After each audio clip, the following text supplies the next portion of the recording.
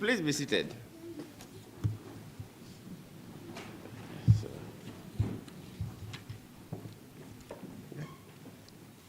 Because we've spent quite some time here, so I wouldn't want to bore you with a lengthy protocol. And so I have to adopt the protocol of the founder. He said that it's not good at protocol, but you did a perfect job because you recognize everybody.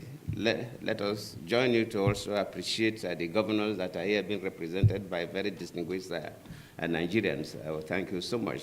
And of course, our distinguished senator from Kenya, and other senators are here, Binta and others are here with us. Thank you for being here. And our powerful woman leader in PDP and former Minister of Women Affairs, and one of the mother of the day. Thank you so much.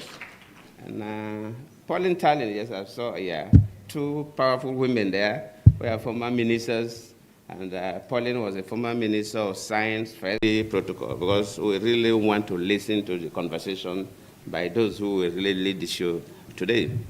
So I thank ASK Tomorrow Foundation, the organizers of this colloquium, for inviting me and inviting all of us to come and have a conversation on this very, very topical issue. I'm quite impressed with the topic that focuses on promoting social change and empowerment through diversity, equity, and inclusion, the traditional DEI issue. Just like the founder said, when I look at the array of speakers, the keynote speakers and so on, I'm quite pleased that the conversation today will be good, especially relating to what is currently happening in the country regarding Rivers State.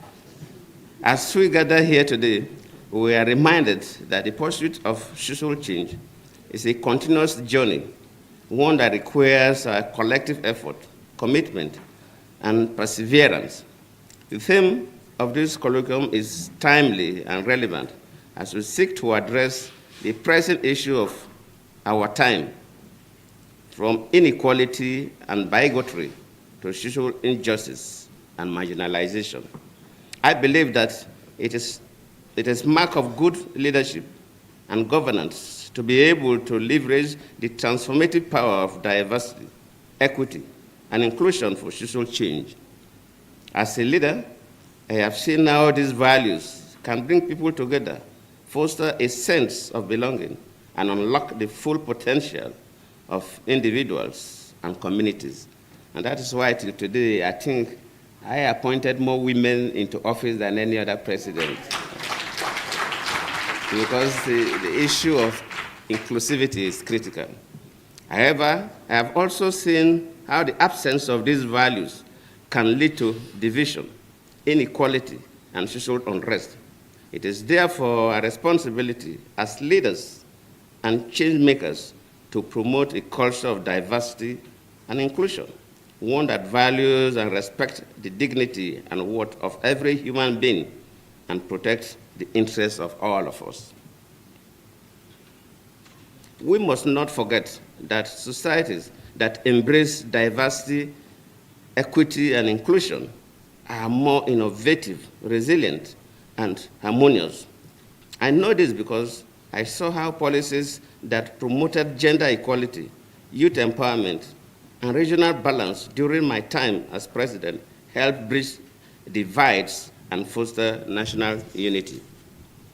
I am glad that the ASK Tomorrow Foundation is committed to this noble cause, and I commend the foundation's effort towards promoting social change and empowerment through its various initiatives.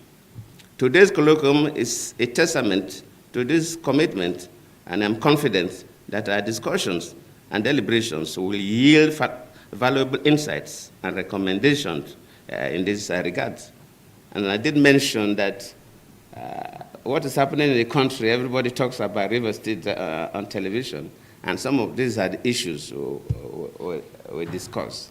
We're talking about building a society where no one is oppressed, as reflected in the top paragraph of our national anthem.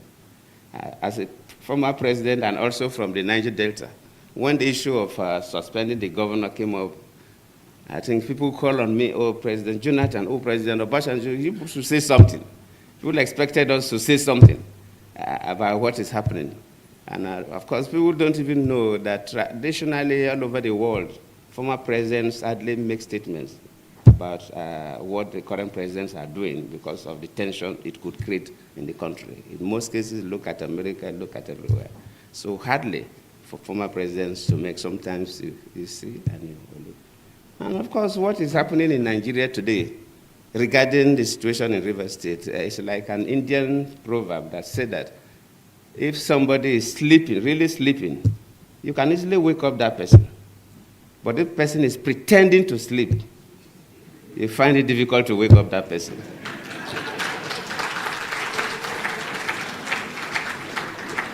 The key actors in Nigeria, from executive to the legislature, luckily Senator Binta and others are here, and the judiciary, they know the correct thing to do. But they are refusing to do it. They are pretending to sleep. And waking such a person is extremely difficult because the person knows the right thing. A clear abuse of offices, clear abuse of power, clear abuse of privileges, cutting across from the three arms of government, from the executive to the parliament to the judiciary.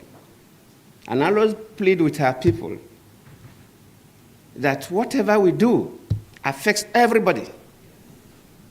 And sometimes we do things and we think that it doesn't affect us. I've been a president before, and even after leaving office as a former president, people get to me. Why is that our passport is not valued that much? Why is that Nigerians are not given the kind of treatment we're supposed to receive at the international airports? Sometimes we think it's because of Yahoo boys or 419ers. No, not only them. Yes, they are part of the problem. But whatever happens in a country, decisions that are taken by the executive arm of government, decisions that are taken by the parliament, judicial decisions affect everybody. For example, no businessman can bring his money to invest in a country where the judiciary is compromised, where a government functionary can dictate to judges what judgment they will give. No man brings his money to invest in that economy because we are taking a big risk. So whatever we do affects everybody. And if we must build a nation for our children and our grandchildren, no matter how painful it is, we must strive to do what is right. It may cost us, but we must endeavor and pay the price to insist on doing what is right. Whether you are holding an executive office as a president, a minister, or a governor, or a special advisor, or executive, whether you are holding an office in the parliament, senate, or rep, whether you're a judicial officer at the high courts or appellate courts, we must strive to do what is right. If we want to build a nation that our children will be proud of.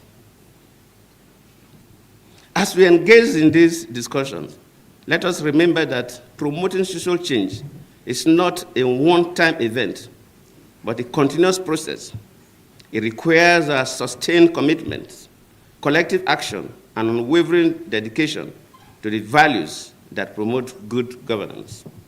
Let us also recognize that social change is a shared responsibility, one that requires the active participation and engagement of all stakeholders, including civil society, the private sector, and governments. In conclusion, I want to again express my gratitude to the Haskell Satumari Foundation for convening this colloquium, and I appreciate all of you, especially a sister who came all the way from Kenya, as she has been introduced. If you are ticking the boxes for people that are supposed to be here, she fill all the gaps. Thank you for coming. And thank you from what you told me yesterday, said that Nigeria is the first West African country you have visited. So you are welcome. And I hope you will enjoy Abuja and we listen to you, and we listen to all others. So I thank you very much.